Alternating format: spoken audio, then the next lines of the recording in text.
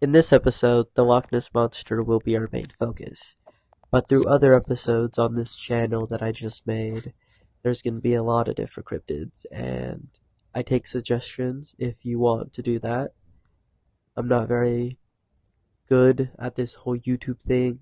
I'm not really sure how it works. It's more for fun right now.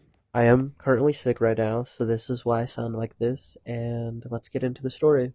The Loch Ness Monster. It's like a lot of different cryptids, mysterious, and there's not a lot of known facts about it to prove if it's real or is it fake.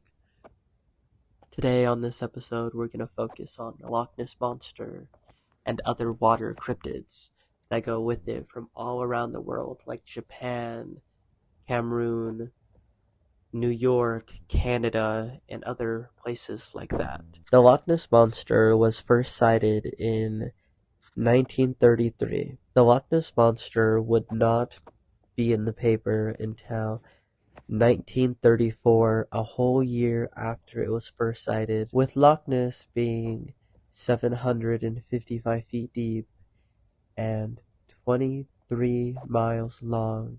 A monster could easily hide in there. Let's go all the way around the earth. Lake Champion in New York has its own creature. They call it Champy, with Lake Champion being 400 feet deep and about 120 miles long. Who says there's not a monster living in there? With sightings that go all around the earth, who says there's not something down there?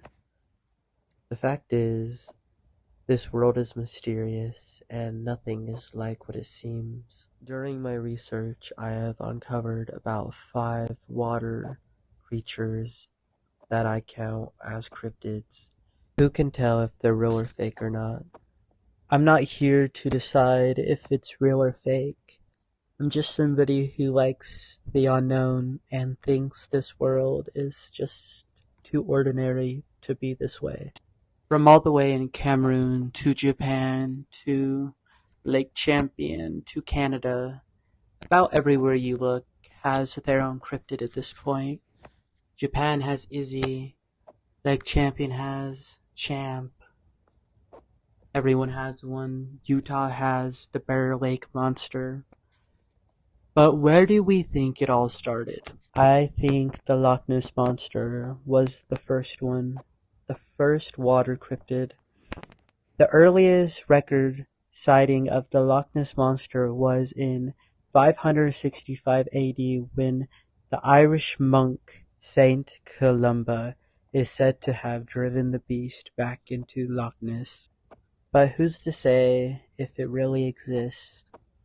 Or is it just another cryptid in a legend like Flatwood's Monster and Bigfoot and every other cryptid out there that we have proof it exists but no real proof?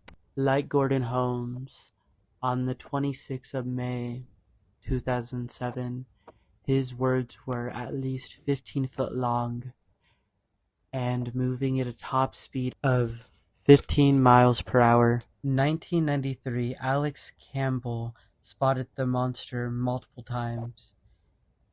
His words were, "I saw the head, and then the neck, and then the huge body." Alex Campbell said it looked at least 30 foot long, and the skin was extra thick, like of an elephant. This is just a few instances where people have spotted Nessie. How many others do you think we don't know about? If you go all around the world, people in all places and religions have a monster of their own, and some of them fit Nessie to a T. Do you think Nessie is just the only one, or do you think there's more? Or is there hundreds out there that we don't know yet? The fact is, we have discovered about 5% of our oceans. We don't know what's at the bottom. So who says there's not monsters that we don't know about? Species, underground tunnels that lead everywhere.